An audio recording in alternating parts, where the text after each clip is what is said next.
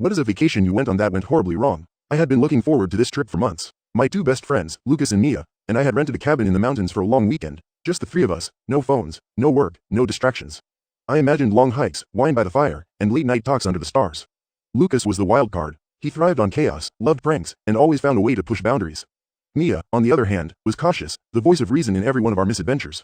And me, I thought I was the middle ground, the planner, the responsible one who kept everyone from crashing and burning. The first day was perfect. We drove up winding mountain roads, blasted our favorite playlists, and laughed until our sides hurt.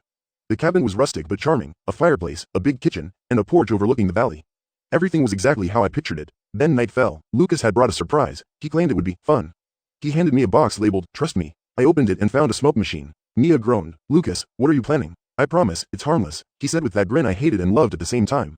We turned on the smoke machine in the living room. At first, it was hilarious. Fog rolled across the floor. We laughed, took pictures, and made dramatic ghost stories. But soon, the smoke tripped the fire alarm. The shrill siren echoed through the cabin and out the valley. I tried to turn it off. Lucas laughed. "Relax, it's just an alarm." Mia's eyes were wide. "I don't think it's just that." That's when we realized, the smoke detector wasn't the only thing going off. The fire alarm had triggered the sprinkler system. Water started gushing from the ceiling. The carpet soaked instantly, electronics were ruined, and the kitchen floor became a mini lake.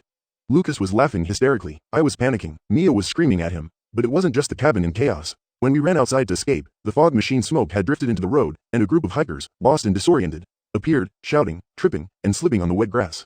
Our quiet mountain weekend had exploded into total madness. Hours passed like this, wet, frantic, yelling at each other, trying to calm panicked hikers, calling emergency numbers, and salvaging what we could. Lucas's charm completely vanished. Suddenly, he looked terrified. Mia kept a steady hand, guiding the hikers back to safety, muttering, "I told you this would happen."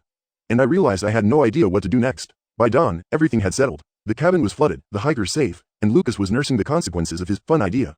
But the damage was done. What should have been a weekend of joy and bonding had turned into chaos, stress, and near disaster. I sat on the porch as the sun rose over the mountains, dripping wet, exhausted, and utterly speechless. That's when I understood the lesson. Sometimes, it doesn't take malice to ruin everything. Just one person's reckless idea and a lapse in judgment can unravel even the most perfect plans. And Lucas? He learned his lesson, eventually. But Mia and I still joke about that weekend. Not about the hiking or the cabin, but about how one person managed to almost ruin it all for everyone else, and we survived.